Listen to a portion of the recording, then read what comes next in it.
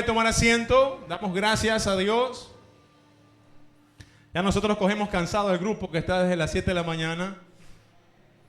Pero ellos hacen el esfuerzo de estar aquí y de ministrar. Porque la adoración prepara el ambiente. ¿Sí? La adoración prepara el ambiente espiritual. La adoración nos acerca a que las puertas espirituales se abran y podamos entrar a una dimensión. A la dimensión del Padre. A la dimensión donde lo sobrenatural empieza a suceder en la tierra. Eso hace la adoración. Entonces cuando usted venga a la iglesia y usted adore, usted lo que está haciendo es preparando un ambiente espiritual, una plataforma espiritual. Porque cuando uno viene a la iglesia, cuando uno le cree a Dios, cuando uno se acerca a Dios, debe creerle que le hay. ¿Cuántos religiosos vinieron esta mañana? ¿No? ¿Cuántos hijos vinieron esta mañana? Que creen que tienen un padre que es galardonador de los que le buscan. Que creen que tienen un padre que puede responder, que puede obrar y que Él tiene el control de todo lo que nos está sucediendo. Nuestro Padre tiene el control. Y uno puede descansar ahí. Cuando usted sabe que su papá tiene el control de las cosas, usted como hijo puede descansar. Nada de lo que te está pasando en la vida está por fuera. Él tiene cuidado de nosotros, dice su palabra. Él tiene el cuidado de nosotros. Y aunque ahora parezca que no es así, permíteme decirte que la voluntad de Dios para tu vida es buena, es agradable y es perfecta. Y que ninguna hoja de un árbol cae si no es por la voluntad de Dios. Entonces cuando los hijos están seguros de que papá tiene el control, descansamos en Él. Descansamos en Él. Hay problemas en casa con los hijos, pero papá tiene el control. Entonces descansamos en Él. Lo que nos toca a ti y a mí es entrar en oración, buscar a Dios en oración para que Él nos dé descanso, para que Él nos dé paz. Y así podemos nosotros entrar en ese sobrenatural que dejó Jesús. Mi paz os dejo, mi paz os doy, y mi paz, que dice, no es como el mundo la da. ¿Cómo el mundo te puede dar paz? ¿Cómo usted cree que el mundo puede darle paz? A través del dinero, ¿no? Porque entre más tengo, probablemente puedo estar más tranquilo, nada voy a necesitar. Y Jesús dice, mi paz no es como el mundo la da. Mi paz sobrepasa todo entendimiento. Así que ministramos paz esta mañana a tu corazón. Ministramos paz, la paz de Cristo sobre tu vida. Porque cuando tenemos paz, tenemos tranquilidad en nuestro espíritu, en nuestra alma. Porque la paz de Dios es la que nos hace estar tranquilos, seguros y confiados. Aunque contra nosotros se levante guerra, dice la palabra, aunque contra ti se levante guerra, yo estaré confiado, dijo el salmista. Aunque contra mí se levante guerra, yo estaré confiado. La confianza que le da el salmista cuando dice, Él no va a dar nuestro pie al resbaladero, ni se dormirá el que me guarda. La confianza que dijo el salmista, que Jehová es mi pastor y nada me faltará. Aunque ande en valles de sombra y de muerte, no temeré mal alguno. ¿Por qué? Porque su vara y su cayado nos protegen. Esa es la seguridad que uno tiene cuando sabe que está alineado con Dios. Entonces lo que nos toca a nosotros no es resolver el problema. No es resolver que los hijos están rebeldes, que el matrimonio está por terminarse, que la economía está. Lo que nos toca a nosotros es ir donde Dios. Volvernos a Él. El apóstol Pablo dice que no dejemos de orar. Que oremos insistentemente, que oremos incansablemente, que oremos sin cesar. Esa es la clave. Esa es la clave para que tu vida cristiana sea altamente productiva. Para que no estemos en un círculo donde permitamos que las emociones nos gobiernen, donde permitamos que los deseos de la carne nos gobiernen. Y es necesario trabajar en nosotros mismos, trabajar en nuestra vida espiritual, trabajar en nosotros como hijos de Dios para crecer. Cuando Jesús dijo, cuando alguien esté viéndole la falla al hermano, primero tiene que ver la viga que está en el ojo de uno. Entonces cuando trabajamos en nosotros, y no es que Dios cambia a mi marido, cambia a mis hijos, cambia a mi negocio, y estamos que quiere cambiar a todo el mundo menos a uno, entonces ahí tenemos problemas. Y esta mañana quiero hablar acerca de, ya usted ha leído este versículo que está en el libro de Mateo capítulo 7, versos 24 al 27, habla de los cimientos, habla del hombre sabio y habla del hombre necio. ¿Dónde construyó la casa el hombre sabio? ¿Dónde? El sabio en tierra firme, en la roca. ¿Y el insensato dónde? ¿Cuántos insensatos hay esta mañana? No han venido, esos vinieron a los otros cultos, ¿verdad? Todos somos sabios aquí. Mateo capítulo 7, verso 24. Mira lo que nos dice la palabra de Dios. Y siempre que la palabra de Dios, para mí es una responsabilidad enorme poder predicar la palabra. Porque trato no solamente de predicarla, sino de vivirla. Y vivir la palabra de Dios es el desafío para el creyente. Escucharla o hablarla, cualquiera lo puede hacer. Pero vivirla, asumirla, hacerla, ponerla en práctica, es lo que nos hace diferentes. Cuando Jesús estaba con los discípulos estaban confundidos de todo lo que los fariseos decían. Porque los fariseos decían todas las normas legales que pudieran haber. Entonces Jesús le dijo a los discípulos, miren, hagamos algo. Ustedes hagan lo que ellos dicen, pero no hagan lo que ellos hacen. Qué difícil sería si algún familiar nuestro, si algún vecino nuestro dijera, ustedes hagan lo que el hermano que está ahí dice, pero no hagan lo que él hace. ¿Usted cree que algún vecino suyo puede decir eso? No, la familia, usted haga lo que él dice, pero lo que él hace. Entonces la vida cristiana es ese desafío que nos presenta de vivir lo que la palabra de Dios dice. Y un día a la vez, para poder poner cimientos en nuestra vida. Entonces, capítulo 24, el título es Los dos cimientos. ¿Ok? ¿Qué es un cimiento? Es una base, ¿no? Parte de una construcción que está bajo tierra y que da solidez. Eso es un cimiento. Es parte de una construcción que nadie ve porque está bajo tierra. Pero da estructura, da fundamento, da la base para cuando geste lo que sí se va a ver. Lo que se puede ver en nuestra vida son los dones, son los talentos, eso se ve, el carácter, pero lo que no se ve, ¿qué es? Nuestra actitud, nuestras emociones, eso no se ve de nosotros.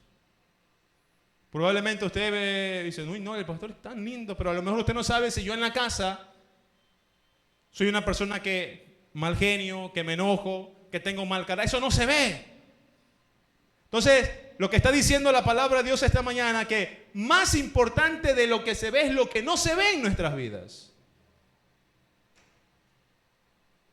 Porque puede haber unción, puede haber dones. De hecho, la Biblia dice que en el tiempo final vendrán muchos a decirle a Dios, Señor, en tu nombre hicimos milagros. ¿Cuántos tienen ese don de hacer milagros?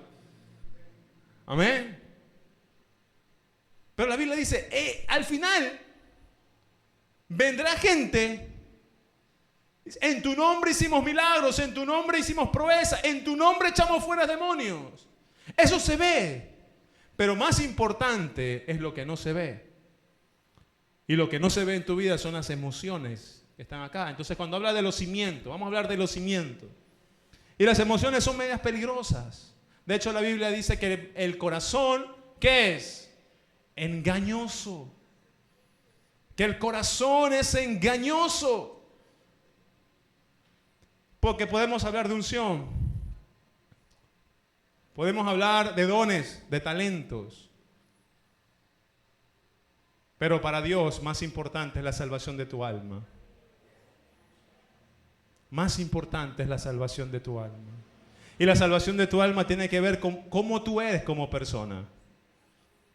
Y la Biblia me está hablando esta mañana de los dos cimientos, de las bases. ¿Cómo estás haciendo las bases para tu vida?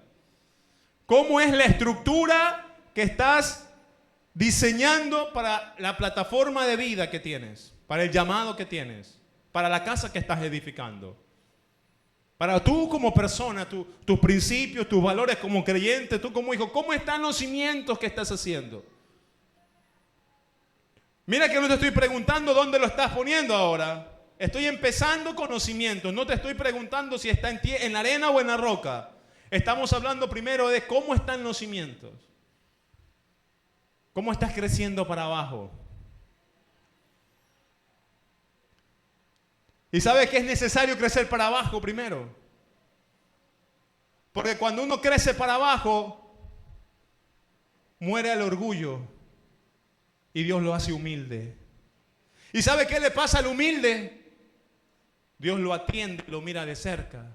¿Y sabe qué le pasa al orgulloso? Al altivo Dios lo mira de lejos. Entonces, cuando uno va a trabajar en los cimientos, vamos a crecer para abajo. Y cuando uno crece para abajo, tiene que ver con la humildad. Y Dios tiene que procesarnos.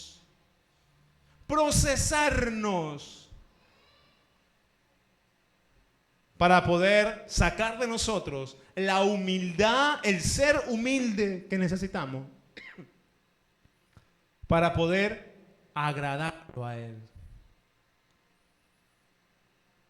Dice la Biblia que Moisés era un hombre impulsivo. ¿Sabe que Moisés era un hombre impulsivo? Sí, era un hombre impulsivo. Pero dice la Biblia que también era manso. De hecho, dice que no había hombre más manso sobre la tierra que Moisés. Eso está en el libro de Números. Pero él, antes de dejar Egipto, era un hombre impulsivo. A tal punto que un día se enojó tanto de que los egipcios castigaban a los hebreos y mató con sus manos a un egipcio. ¿Cuántos han matado con sus manos a alguien? ¿Nadie? ¿No? Porque a veces queremos ser como Moisés, no la fe de Moisés. Pero el hombre era impulsivo. Imagínate, coger, no hagas esto, y lo cogió a ese egipcio, lo apretó, lo ahorcó, hasta matarlo. ¿Sabe dónde está eso? Eso está en el libro de Éxodo, capítulo 2. Y el hombre se fue huyendo. El hombre huyó de Egipto. O sea, el hombre lo estaban buscando por homicidio culposo, por todo lugar a Moisés. 40 años en el desierto. Dios permitió que estuviera Moisés. Y después Dios llamó a Moisés. Y Moisés vio mucha unción de Dios. Vio muchos dones de Dios. De hecho, él era el coautor junto con Dios. Él era el autor material de las plagas. El autor material de que el mar se abra. Acuérdense de la vara. Aarón cogía la vara, el mar se abrió. Y vio muchos dones. Vio mucha gloria de Dios en su vida. ¿Alguien ha comido maná? ¿Nadie ha comido maná? Bueno, pues Moisés vio todo eso en su vida. Pero ¿sabes qué pasó al final?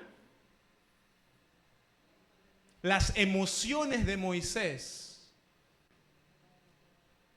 siguieron estando presentes en su vida.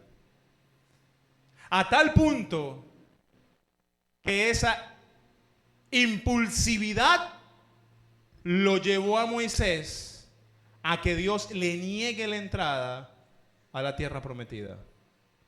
Podemos ver dones, podemos ver milagros, podemos hacer dones, no solamente verlos, sino ser gestores de aquello, pero si no trabajamos en nosotros, en nuestro carácter, por más dones que veamos, por más milagros que veamos o hagamos, si no trabajamos en nuestro carácter, nos podemos quedar afuera de una promesa que Dios tiene para nuestras vidas.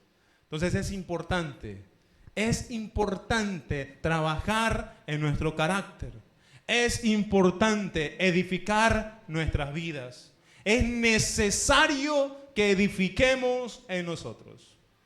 Ahora el libro enseña, la Biblia enseña, en el capítulo 7, verso 24, cualquiera pues que oye estas palabras y las hace, siempre es importante lo que la palabra menciona, hacerlas,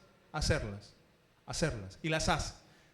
Y las hace, tanto el que se edificó en la arena como el que edificó en la roca, las hace las palabras. Es difícil hacer las palabras, es difícil. Es difícil porque si Jesús me dice a mí que yo tengo que amar a mis enemigos, se vuelve difícil practicar eso. La palabra me dice que tengo que honrar a mis padres.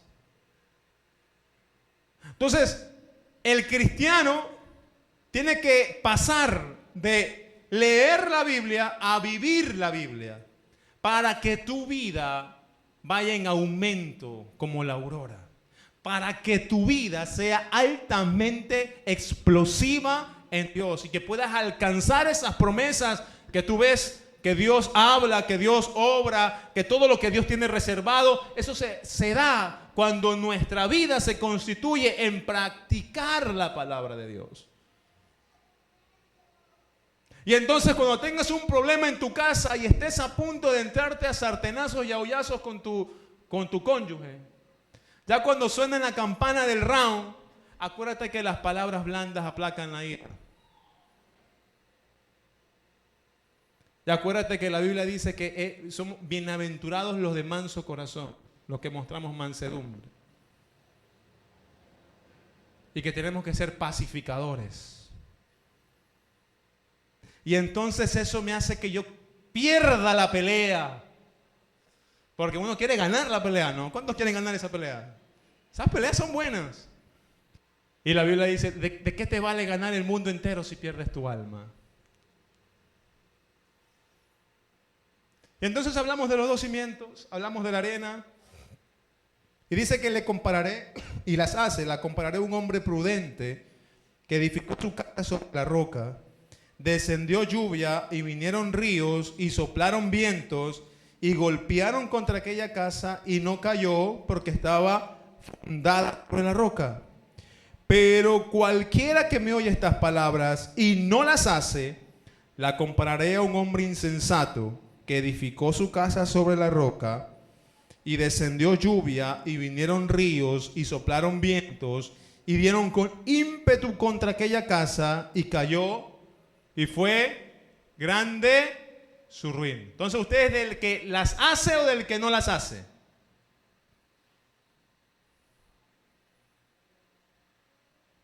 Nótese algo aquí. Tanto el que hace la palabra y edifica sobre la roca y el que no hace la palabra y edifica sobre la arena, a las dos casas le vinieron adversidades. Las dos casas tuvieron que enfrentar problemas. Las dos casas tuvieron que sortear las adversidades que iban a venir. Y eso me hace acordar de lo que le dijo Jesús a Pedro, ¿verdad? Y le dijo, Simón, Simón, ¿se acuerdan? Satanás me ha pedido para zarandearte como a trigo. Pero no temas, porque yo he orado para que tu fe no te falte. Dios nos prepara y nos capacita para las adversidades. Porque necesita sacar lo mejor de nosotros para poder ser dignos delante de Él, para Él derramar de su gloria sobre nuestras vidas, para probar la fidelidad de nuestro corazón, para probar la fe Porque permítame decirte que si usted ha sido convocado por Dios, llamado por Dios, usted no es para que venga a la iglesia y ocupe solamente una silla. Dios lo está capacitando a usted. Dios lo está adiestrando a usted para ser luz en este mundo y ser sal en esta tierra. Para que usted sea antorcha encendida en medio de las tinieblas y la oscuridad que se está viviendo afuera. No es para que usted esté en las tribunas mirando y expectando lo que está pasando o lo que va a pasar. Dios quiere que usted forme parte y sea partícipe, porque Él no puede materializarse. De hecho, hay ángeles. Si nuestros ojos espirituales se abrieran, veremos ángeles alrededor nuestro. Pero los ángeles no pueden materializarse. Necesitan de personas para poder hacer lo que Dios quiere desarrollar en medio de su pueblo. Para Dios era fácil coger y mandar a un ángel al faraón, decirle que saque Egipto y liberarlos de esa forma. Pero necesitó de Moisés. Probablemente Moisés no estaba capacitado todavía, porque Moisés, cuando Dios lo llamó, le dijo: pero yo soy tartamudo, yo no puedo. Poniendo excusas. ¿Cuántos han puesto excusas al llamado de Dios para su vida? No puedo, soy muy joven, no tengo tiempo. Todas esas excusas presentó Moisés cuando Dios lo llamó. Pero es importante que entendamos que cuando Dios está en el asunto, Él necesita de su iglesia. Y la iglesia eres tú y la iglesia soy yo, para poder que el inconverso, que el que no conoce a Cristo, vea lo que es el poder de Dios sobre la vida de cada persona. Y entonces es importante entender algo, que tanto el necio como el sabio va a tener que enfrentarse a vientos, a tempestades, a vientos fuertes que pueden ser capaces de destruir su casa. Uy, pastor, ahora que viene el fenómeno del niño, usted está hablando de eso. No te estoy hablando de la casa física. Estoy hablando de tu persona, de ti como ser. No hablo de la casa que tú has construido con tu hogar, con tu esposa, con tus hijos. Hablo de ti, de tu casa. Sí, tú eres una casa, tú eres un templo. Dice la Biblia que tú eres templo del Espíritu Santo. Tú eres una casa. Entonces tenemos que edificarla. Y para edificar la casa primero hay que tirar cimiento. Hablamos de las emociones. Puedo hablarte un poco de cosas, pero no quiero centrarme solamente en las emociones cuando hablamos de cimiento.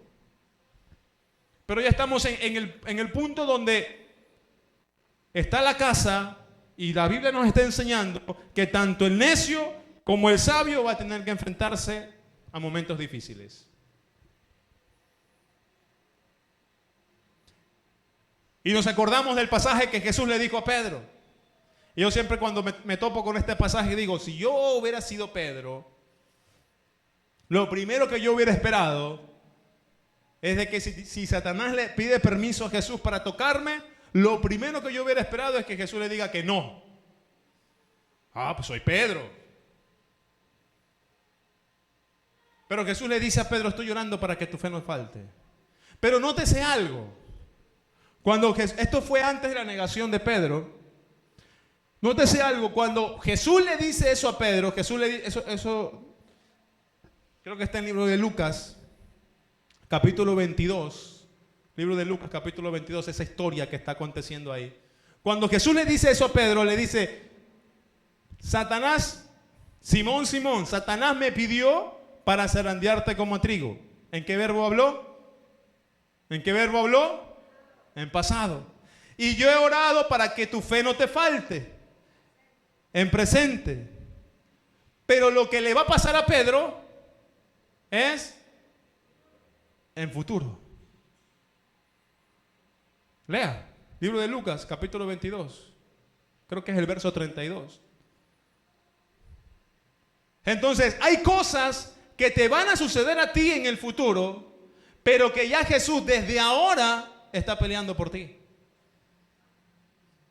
Y la manera que lo está haciendo por ti es orando para que tu fe no te falte. Porque la fe, dice la Biblia, que la fe es la que nos permite que agrademos a Dios. Y cuando en algún momento nos puede faltar la fe, cuando nos falte la fe, somos vulnerables a creer en cualquier cosa. Y cuando creemos en cualquier cosa podemos ser confundidos. Y la Biblia dice que al final de los tiempos, aún los escogidos pueden ser confundidos. Pero el que tiene fe, persevera. El que tiene fe, se mantiene. Las vírgenes sensatas es una analogía de tener fe para los últimos tiempos. Porque nos podemos cansar de esperar. ¿Cuántos en algún momento de su vida se han cansado de esperar a Dios, en Dios? Que Él haga justicia o que Él venga. Y es normal que nos cansemos en algún momento. Nos cansamos de que Dios no responda, nos cansamos de que Dios permite que nos pase. Y nos cansamos. Humanamente nos cansamos. Humanamente, probablemente, cuando figuramos el tirar la toalla, tiene que ver con el matrimonio, tiene que ver con los hijos, tiene que ver con las finanzas, tiene que ver con el ministerio. Y nos cansamos. Pero cuando tenemos fe, a pesar de las circunstancias que podamos vivir, podemos perseverar hasta el final. Y la Biblia dice que el que persevera hasta el final será salvo. Entonces, amada iglesia, ¿cómo puedo? Y aquí surge una pregunta: ¿cómo puedo ser de aquella persona sabia que edifica su casa sobre la roca? Pastor, ¿cómo yo puedo trabajar en mi vida? ¿Cómo yo puedo edificar mi vida? ¿Cómo puedo crecer en mi vida? ¿Cómo puedo desarrollar mi vida? Ya hablamos del cimiento, que tiene que ver con las emociones, con el alma. Hay que trabajar. Cuidado, y somos como Moisés, ¿no? Podemos ver tanta gloria de Dios en nuestras vidas, vamos a un culto, a otro culto, vemos milagros, vemos prodigios, pero a lo mejor las emociones nos juegan una mala pasada al final y no entramos a la tierra prometida. Y quiero ilustrar la forma de poder edificar mi casa con un texto que está en 2 de Timoteo. 2 de Timoteo capítulo 2. 2 de Timoteo capítulo 2. ¿Sí? Es la forma como ilustra el apóstol Pablo a Timoteo, preparándolo para el ministerio. Y quiero topar aquí figuras ilustrativas que el apóstol Pablo menciona para poder edificar nuestra casa. Necesitamos arreglar nuestra casa. Necesitamos trabajar en nosotros, edificar en nosotros. Que Cristo crezca en nuestras vidas. A lo mejor pienses que Dios tiene que trabajar en tu esposo, en tu esposa, en tus hijos. Ay, si hubiera venido mi esposo, si hubiera venido mi hija, mi hijo aquí para escuchar el mensaje. No, pero si tú estás aquí es porque Dios quiere que esta palabra sea para tu vida. Y para que sirva que podamos edificar bien nuestro corazón. El apóstol Pablo primero le recomienda a Timoteo capítulo 2, versículo 1. Tú pues, hijo mío, esfuérzate en la gracia que es Cristo Jesús. Esfuérzate en la gracia que es Cristo Jesús. El apóstol Pablo en otra carta dice ¿qué pues diremos a esto? Que la gracia vino a nuestras vidas para que perseveremos en el pecado de ninguna manera. Y en la onda del último tiempo, en la actualidad, en el cristianismo moderno, la gracia es la licencia para poder querer hacer con nuestra vida lo que queramos. Y como hay gracia, entonces perdón, y entonces Dios perdona todo lo que hagamos. Y de hecho Dios perdona nuestros pecados. Porque para eso murió Jesús. Dice la Biblia que Jesús vino no para condenar al mundo, sino para salvar al mundo. Y abusamos muchas veces de la gracia. Ya hemos hablado e ilustrado lo que nos habla la Biblia acerca de abusar de la gracia.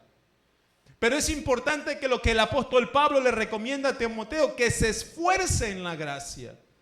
Que nosotros hagamos el mínimo esfuerzo para que no convirtamos nuestra vida en un círculo vicioso. Y que el pecado nos enseñoree de nuestras vidas. Ahora tenemos a Jesús y Jesús perdona nuestras faltas. Sí, las perdona, todas las que hagamos. Todo lo que has hecho en tu vida Jesús lo puede perdonar. Todo. Porque su amor cubre multitud de faltas. Pero cuando el apóstol Pablo le recomienda a Timoteo, le dice que se esfuerce en la gracia. Quiere decirle, Timoteo, esfuérzate para no andar pecando. Esfuérzate para que los deseos de la carne no se sobrepongan a los deseos de tu espíritu. Esfuérzate para que cuando quieras y pienses en hacer algo malo, reacciones antes y no lo hagas. Porque cuando vienen los malos pensamientos y comenzamos a planificar todo, ¿no? El cristiano es el que mejor planifica. El inconverso va, lo hace y no pasa nada. En cambio, el cristiano planifica que todo esté. Que no haya nadie en casa, que no... Todos los detalles lo planifica el cristiano. Para poder pecar. Cuando David estaba en los tiempos que los reyes tenían que ir a la guerra, dice la palabra de Dios, David vio una mujer. Y entonces la mandó a llamar. Pero es la mujer del general, que no me importa la mujer de quienes tráiganla. Y cometió pecado. Y después se entera que la mujer quedó embarazada. No hay nada oculto bajo el sol. El pecado sale a la luz. ¿Sí? El pecado sale a la luz. Es como cuando tu cónyuge te dice, venga, tenemos que hablar de algo. Y él está esperando. Y esa sensación de que él o ella ya sabe lo que tú has hecho, sino que está esperando que tú digas. Uno no puede dormir, comienza a sudar frío, porque sabe lo que ha hecho. Y entonces David, la mujer le dice, David, 2 meses y no me he enfermado. Y a David se le ocurre ¿Cuántos han pensado así como David? A David se le ocurre una grandiosa idea. No, antes de matarlo, le dice, ya sé, hagamos traer al marido para acá, para que se acueste con la esposa, y de esa manera el marido piense, ¿a cuánto les han salido ese número? Porque a veces cuando andamos en una vida media, andamos planificando las cosas, y cuando hacemos la falta, no queremos confesar el pecado. ¿Sabes lo que queremos hacer? Tapar el pecado. Y planificamos las cosas para que nadie se entere. ¡Uy! Me libré. Nadie se dio cuenta. ¡Qué bueno que soy! Y entonces David planifica. Dice, voy a mandar, no, que está en la guerra, pues están peleando. No importa, tráelo. Y le dice, bueno, me imagino, ¿no? Que lo trae al palacio. Usted ha sido condecorado como el mejor general. Por eso usted se ha ganado 4 noches. Váyase en un crucero con su mujer.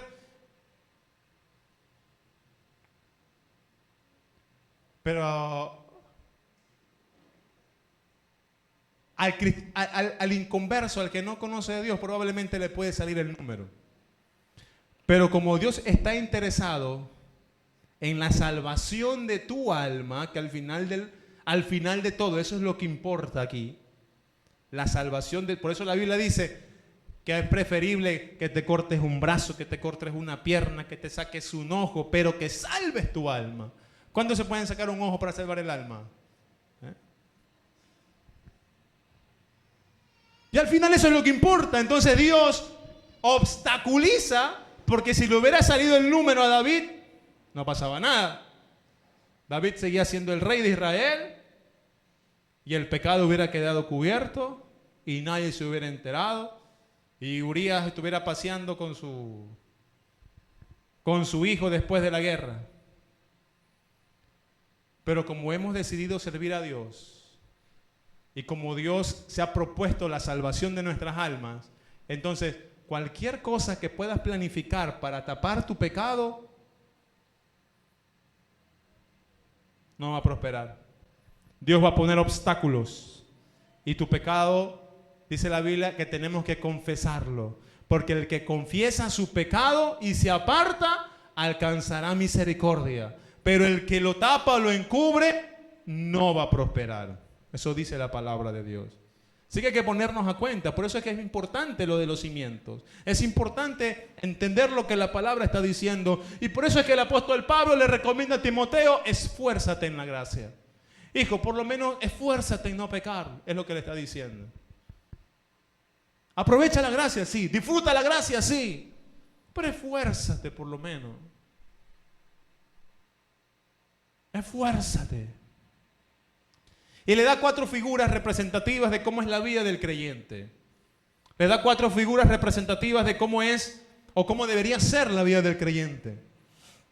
En el versículo 2 le da la primera figura y le dice: lo que has oído de mí ante muchos testigos, esto encarga a hombres fieles que sean idóneos para enseñar también a otros. ¿Quién enseña a otro? Un maestro. ¿Sí? Un maestro es el que tiene la capa. ¿Y por qué puede enseñar a otro? Porque adquiere conocimiento, porque aprende.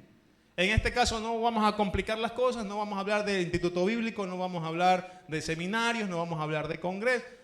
Solamente con saber la Biblia es suficiente. ¿Sí? Es necesario que leamos la Biblia. Es necesario que nos llenemos del conocimiento de la palabra de Dios. Porque hay un dicho que supuestamente está... Dios dice, cuídate. Y todo el mundo, no, que Dios dice, cuídate que yo te cuidaré.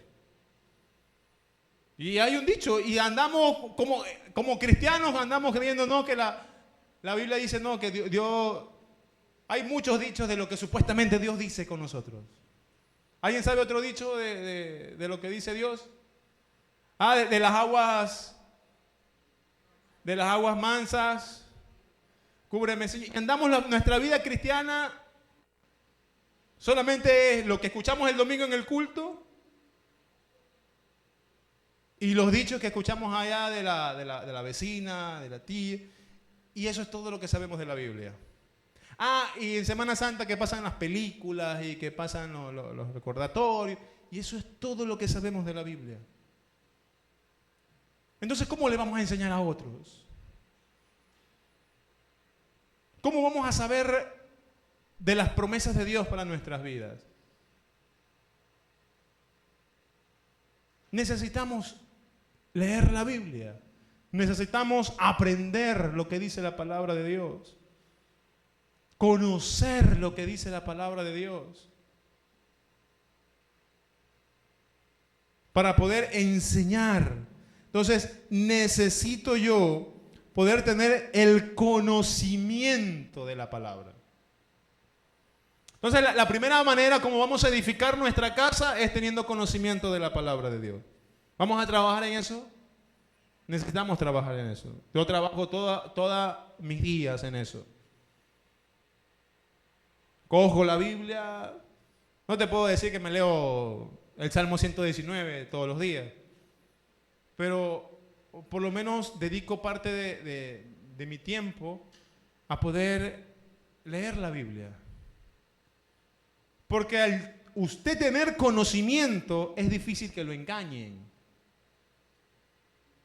Al usted tener conocimiento es difícil que lo envuelvan. Pero si usted no tiene el conocimiento, puede venir cualquier engañador, porque dice la Biblia que al final de los tiempos habrán engañadores, lobos rapaces. Y vamos a creer cualquier cosa y nuestra fe no va a estar puesta en lo que dice la Biblia, sino que nuestra fe va a estar puesta en lo que dice el hombre. Entonces, la manera como puedo edificar mi vida, primero, es teniendo conocimiento de la palabra de Dios. Y cuando tengo conocimiento de la palabra de Dios, entonces yo puedo enseñar a otros. Y no quiero que pienses en otros como irte a África a predicar la palabra. Piensa en otro como poder edificar sobre tus hijos, poder edificar sobre tus nietos, poder edificar sobre tu familia y enseñarles la palabra de Dios. Es importante. Estamos octubre, está empezando octubre. A final de octubre hay una fiesta muy pagana que es Halloween. ¿Sí? Ay, no, pero los niños, qué lindos que se los ve vestiditos ahí de conejito, de brujita, pidiendo caramelo. Eso es inofensivo. Entonces, pero si leemos la Biblia y tenemos el conocimiento, sabemos lo que implica toda esa práctica. Entonces es importante, si alguien quiere edificar su casa sobre la roca, en primer lugar, seamos maestros. Pero para enseñar, primero tengo que aprender. La siguiente figura, son 4, vamos uno, rápido. La segunda figura que el apóstol Pablo hace referencia para poder poner nuestra vida o ser buenos edificadores de nuestra vida, está en el versículo 3. Dice, tú pues sufre penalidades como buen soldado de Jesucristo. ¿Alguien ha hecho la conscripción? ¿No? ¿Alguien?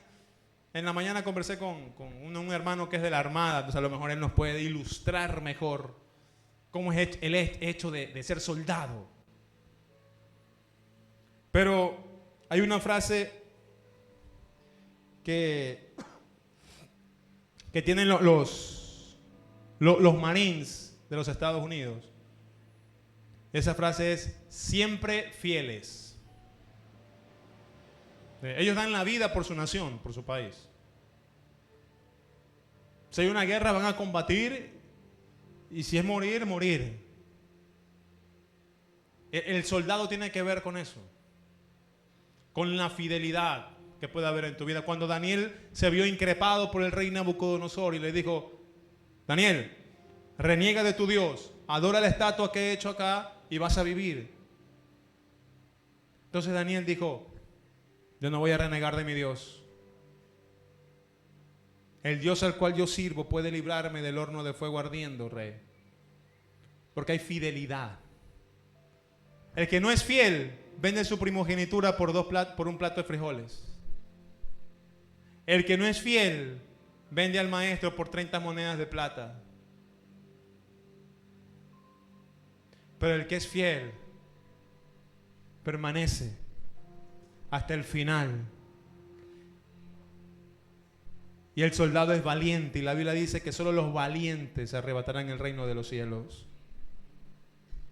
Cuando el apóstol Pablo le dice a Timoteo, Timoteo, tienes que ser soldado de Jesucristo.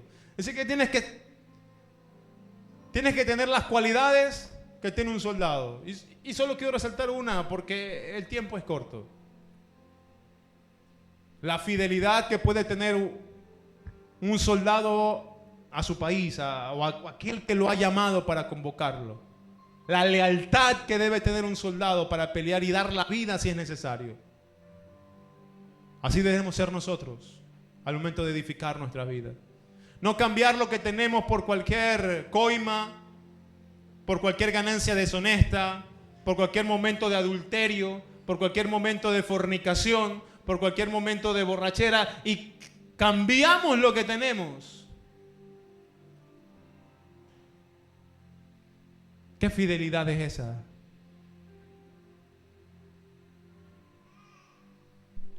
La tercera ilustración, en el versículo 5 del capítulo 2, dice, y también el que lucha como atleta no es coronado, sino lucha legítimamente. El atleta saqué 2 características. La primera es la práctica. El atleta debe practicar continuamente. ¿Sí? El pastor Andrés dice, nadie es bueno en lo que no practica. Entonces, el atleta tiene que practicar para poder desarrollar habilidades. Y también debe tener disciplina.